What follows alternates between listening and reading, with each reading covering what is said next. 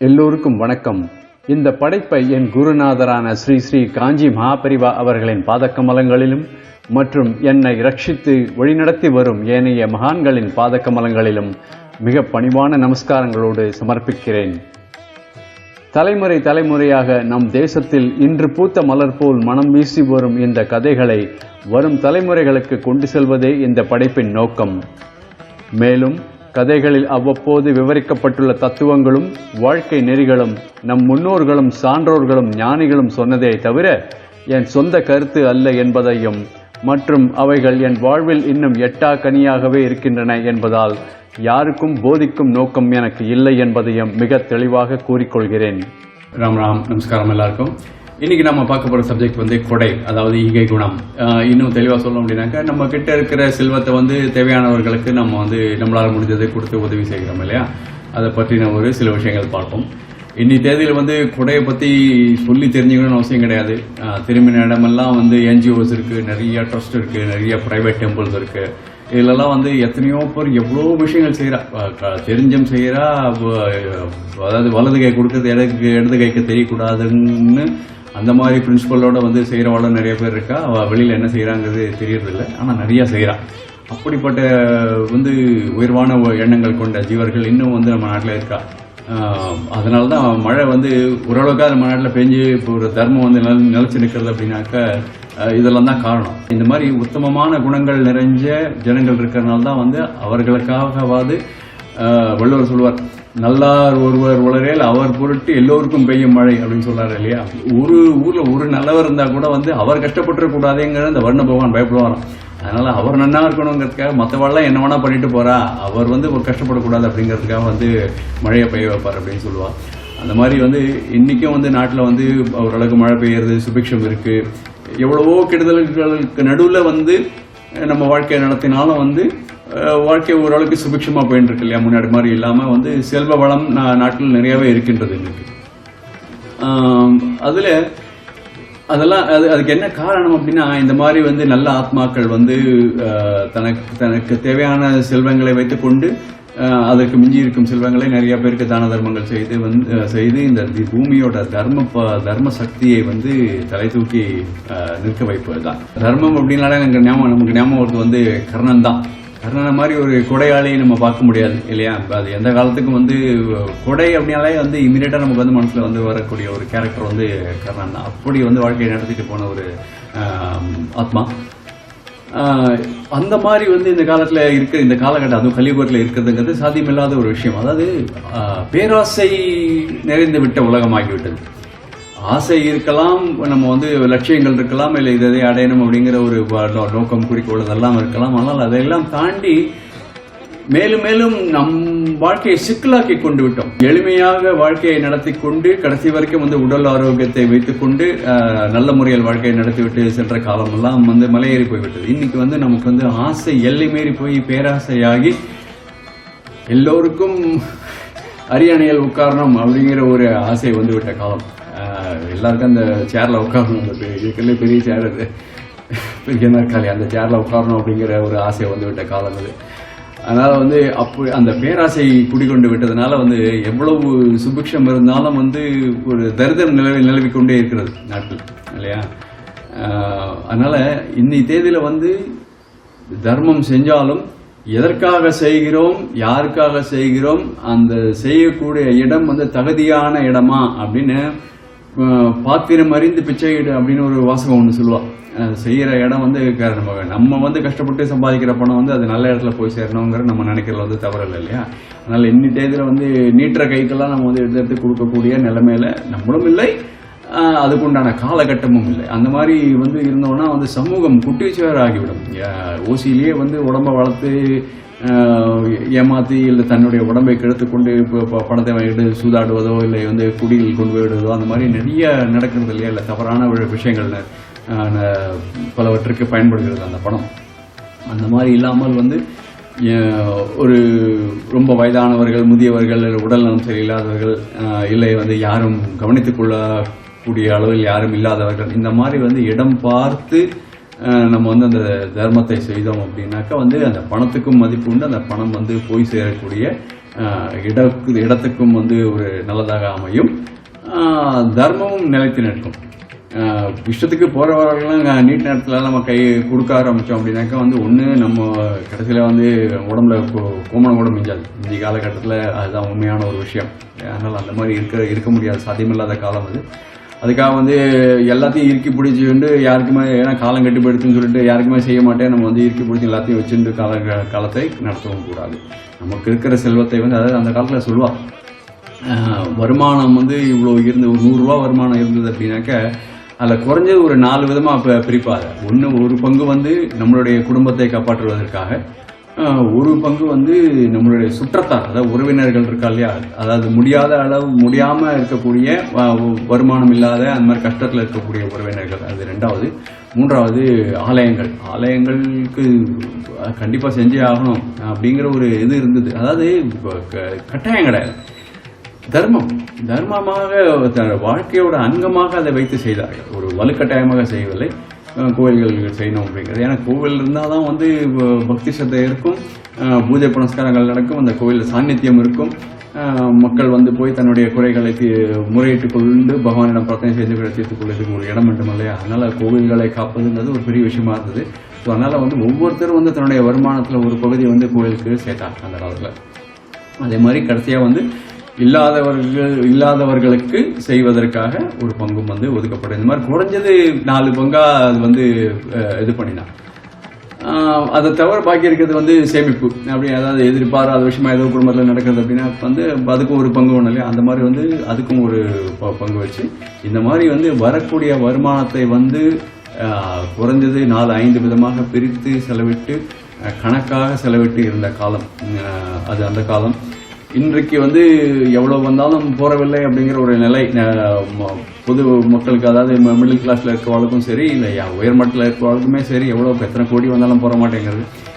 அதுக்கு காரணம் பேராசை.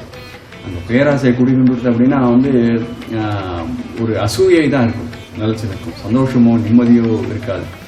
இப்போ நம்ம பார்க்கக்கூடிய ஒரு விஷயம் என்ன அப்படின்னாக்கா வந்து இந்த கொடை அப்படின்னாலே வந்து நமக்கு ஞாபகம் வருது வந்து கர்ணனாலே. அந்த கர்ணனை பற்றி மகாபாரதத்தில் ஒரு ரொம்ப விசேஷமான ஒரு கருத்து ஒன்று இருக்குது. அதை பற்றி நம்ம இப்போ பார்ப்போம். அதாவது கர்ணன் வந்து போரில் அடிபட்டு கிடக்கான். அர்ஜுனனால வந்து இப்போ அம்புகள் இதை ஏற்பட்டு கீழே விழுந்து கிடக்கான், உயிர் பிரிய போகின்ற நிலை.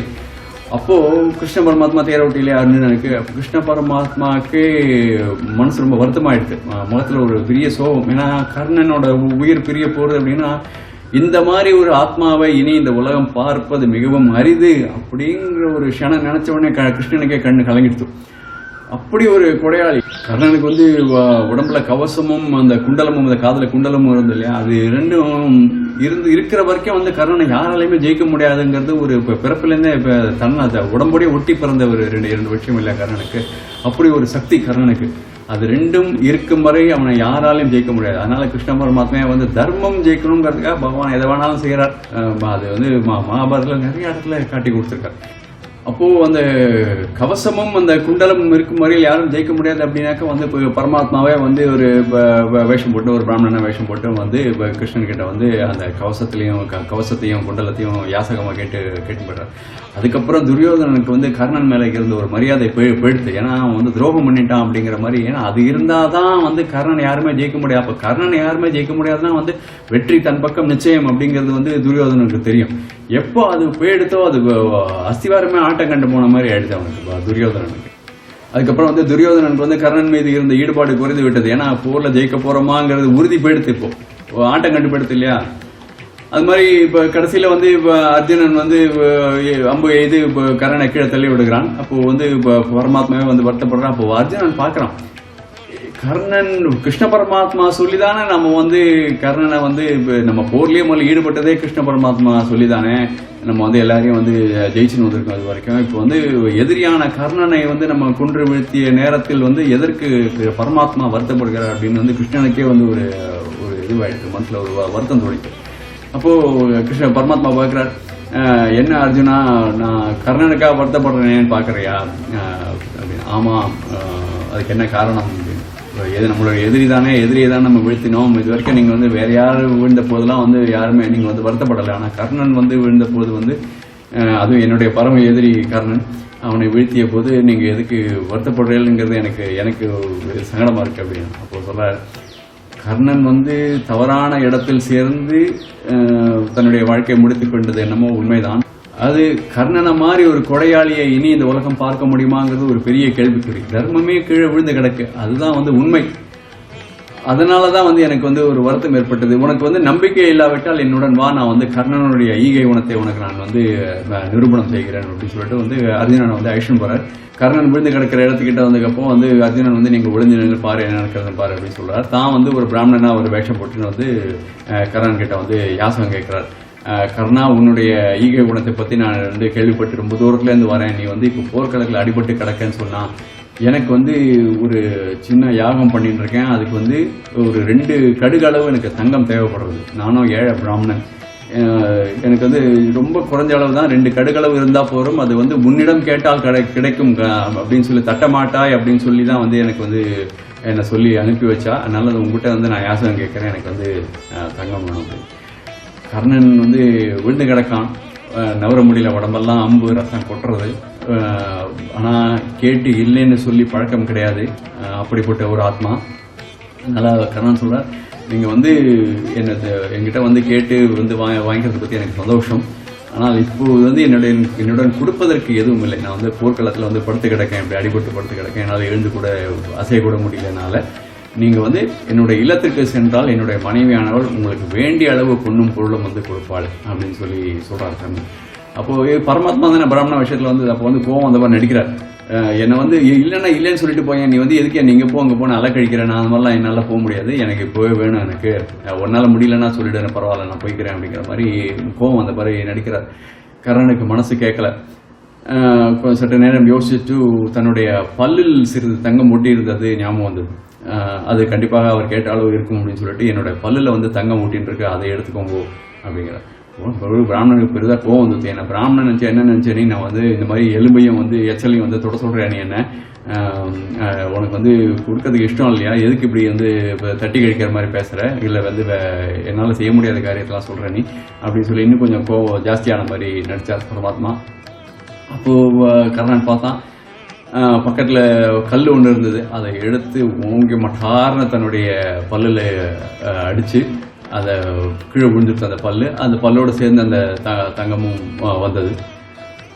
இப்பொழுது எடுத்துக்கொள்ளுங்கள் அப்படிங்க கேட்குறாரு கர்ணன். அப்பவும் வந்து ஒரு விடலை பகவான் வந்து இது வந்து ரத்தம் கொட்டுறது, ரத்தமும் எச்சலும் இதுவும் எலும்பும் இருக்கிற ஒரு விஷயத்த என்னை தொட சொல்றியா நீ, நான் வந்து பரிசுத்தமான பிராமணன், என்னால் அதெல்லாம் செய்ய முடியாது அப்படி திருப்பி மறுபடியும் வந்து கோச்சிக்கிற மாதிரி நடிக்கிறார்.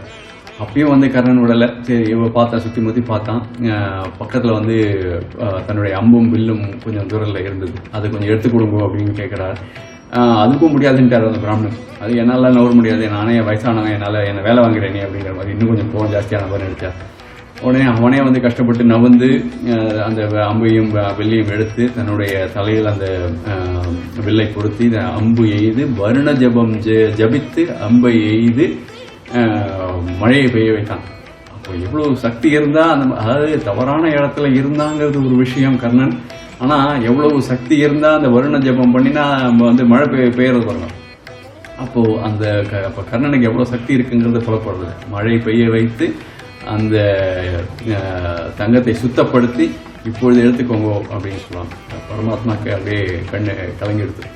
இப்படி ஒரு ஜீவனை வந்து இந்த உலகம் வந்து இப்போ இழக்க போகிறதே அப்படின்ட்டு மறுபடியும் அவருக்கு வந்து ரொம்ப மனசு வந்து வேதனையாக இருந்தது. அப்போது சொல்கிறார், கர்ணா நான் வந்து நான் யார் என்று விட்டுருப்பார் அப்படிங்கிறார். அப்போ தான் அவனுக்கு புரிகிறது, வந்தது பரமாத்மா, தன்னை சோதிக்கிறதுக்காக வந்தது பரமாத்மா அப்படின்னு சொல்லிட்டு தெரியுது. தூரக்கே இருந்த பார்த்த அர்ஜுனனுக்கு தலைகுனிவாயிடுச்சு. இப்படி ஒரு ஈகை குணம் கொண்ட ஒரு இப்போ நம்மளா தான் அந்த இடத்துல என்ன பண்ணுவோம், யாரும் நம்மகிட்ட ஏதாவது கேட்டு வந்து இப்போ நம்ம இன்னும் ஜல்லின்னு எரிஞ்சு விழுந்து போன்றுவோம். இல்லை கொடுத்ததுக்கு வாங்கிட்டு போகிறனால நமக்கு கோவம் வரும், என்ன தானம் கொடுக்குற மாட்டை பல்ல பிடிங்க பார்க்குறேன்னு விசு அனுப்புவோம். இந்த மாதிரி நமக்கு வந்து சட்டுன்னு கோவம் தான் வரும். ஆனால் ஈகை அப்படிங்கிற வரும்போதே கர்ணனை மிஞ்சிக்கிறதுக்கு ஆள் கிடையாது. கடைசி வரைக்கும் தன்கிட்ட வாங்காமல் போயிடக்கூடாது. தன் வந்து நான் இல்லைன்னு சொல்லிட்டேன், தட்டிட்டான். கர்ணன் வந்து தட்டியதாக சரித்திரம் இருக்கக்கூடாதுங்கிறதுக்காக அப்படின்னு சரித்திரத்தில் இடம் பிடிக்கணுங்கிறது அது அவனுடைய குணம், பிறவி குணம். அதை கொடுத்து கேட்டா இல்லைன்னு சொல்றதுக்கு வாய் வராதுங்க. எப்படியானும் அதை வந்து கொடுத்தே தீர வேண்டும் அப்படிங்கிற ஈகை பண்புங்கிறது அந்த அளவுக்கு இருக்கிறது வந்து கர்ணனை தவிர வேறு யாருக்கும் கிடையாது. அப்போ கிருஷ்ணன் வந்து பகவானா கர்ணனுக்கு காட்சி கொடுத்து ஆசீர்வாதம் பண்ணி உனக்கு என்ன வரம் வேணும்னு கேளு அப்படிங்கிறார்.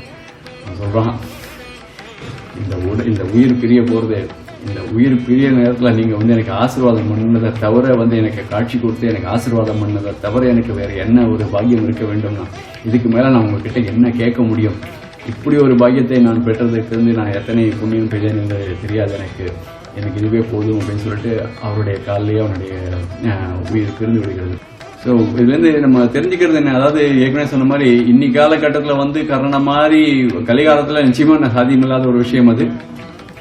ஆனாலும் நம்மளால முடிஞ்ச அளவுக்கு நாம் வந்து செல்வத்தை 4 பேரிடம் பகிர்ந்து கொண்டு எங்கு தேவையோ எங்கு அவசியமோ எங்கு போனால் அந்த பணம் முறைப்படியாக பயன்படுமோ அப்படிங்கிறத ஆராய்ந்து 4 பேருக்கு செஞ்சு அதிலிருந்து புண்ணியத்தை எதிர்பார்த்து செய்யக்கூடாது. என்னை பொறுத்த வரைக்கும் வந்து செய்யறோம் அப்படின்னா வந்து நமக்கு நாளைக்கு நல்லது நடக்கும் அப்படிங்கிற ஒரு எதிர்பார்ப்போட செய்யறது வந்து கண்டிப்பா வரும். அந்த பலன், அந்த கர்ம வினைங்கிறது நல்வினையோட பயன் கண்டிப்பா வரும். ஆனா அந்த எதிர்பார்த்து செஞ்சோம்னா அந்த பயனோட முடிஞ்சு போயிடும். நம்மளை வந்து மறுபடியும் அந்த பயனை அனுபவிக்கிறதுக்காக நம்ம மறுபடியும் பிறக்க வேண்டியும். நல்லது பண்ணாலும் சரி, கெட்டது பண்ணாலும் சரி, அந்த வினைப்பயனை அனுபவிப்பதற்காக நாம் வந்து அதை கண்டிப்பா பிறந்தே ஆக வேண்டும் அப்படிங்கிற ஒரு நிலை ஏற்பட்டுவிடும். அதனால வந்து இது வந்து ஈகை குணம், இது தர்மம் அப்படிங்கிற தர்மத்துக்காக அதை தர்மம் செய்ய வேண்டுமே தவிர அந்த தர்மத்தினால் வரும் பயனை எதிர்பார்த்து வந்து தர்மத்தை செய்யக்கூடாது அப்படிங்கறதுதான் வந்து உசிதமான ஒரு நிலை. அந்த நிலைக்கு நம்ம வந்து முற்பட்டு எதிர்பார்ப்பு இல்லாமல் 4 பேருக்கு நம்மளால முடிஞ்ச நல்லது பண்ணிட்டு எல்லாரும் சுபிக்ஷமாக இருக்கணும். ராம்ராம்.